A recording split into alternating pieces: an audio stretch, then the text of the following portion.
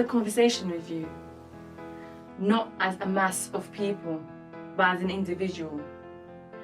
What were you doing right before clicking play on this video? How did you even find it? Was it because the title attracted your attention or because your friend sent it to you? The reason I'm asking is because I'm curious. I'm curious about what you're doing to fulfill your dreams. Now I understand I'm asking you a deep question, but how else will I get you thinking? Let's go back and start from the beginning. Have you ever questioned your existence? And I'm not talking about religion, but what's your purpose? Why are you living? Have you ever thought of making a difference, or do you prefer to watch others from a distance? Those who are changing the world and moving things forward. You see, I have a problem because I don't write poetry just to make it rhyme. I write poetry to cultivate your subconscious mind. Now I want you to pay attention to everything I'm about to say. I want you to write down your fears in a blank piece of paper. I want you to pile them from the other. Now compare and contrast and tell me what you see. Because if your fears outweigh more than your achievements, then ask yourself, why could this be? Is it because your teacher told you to be realistic about your dreams, or because a loved one doesn't believe? Or could it be that society told you it's impossible to achieve? I find it strange that we let others shape our philosophy, yet at the same time, we are inspired by those who've conquered every criticism they've received. In the words of Michael Jordan, you must expect great things of yourself before you can do them.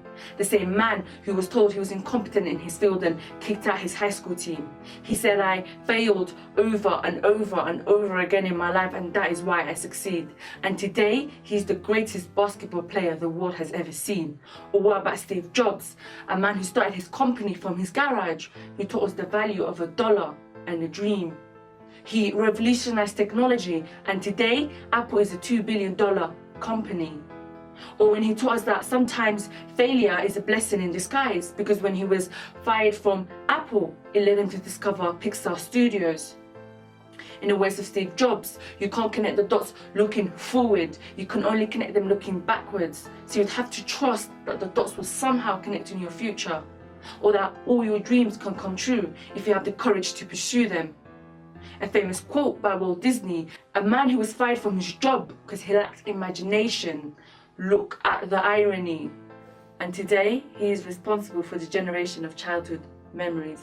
Or about Albert Einstein, who was dubbed rebellious and a failure, only because those around him couldn't understand that he was gifted. Who couldn't read and couldn't speak properly until the age of 4, but he went on to win a Nobel Prize. Everybody's going to judge you, but I want you to remember that in the words of Einstein, everybody's a genius, but if you judge a fish by its ability to climb a tree, he will live his whole life believing that he's stupid. Coming out of failure more stronger and determined was the key that succeeded J.K. Rowling, who had her Harry Potter books rejected 12 times. Most of you would have given up on your 3rd try. She said that it's impossible to live without failing at something unless you live so cautiously that you might as well not live at all. And it was her that taught me that it's our choices that show who we truly are, far more than our abilities. Some people get so close to achieving their dreams but give up, like 5 + 5 + 5 equals 550.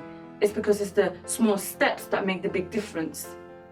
I want to leave you with one thing, something which I've come to realize.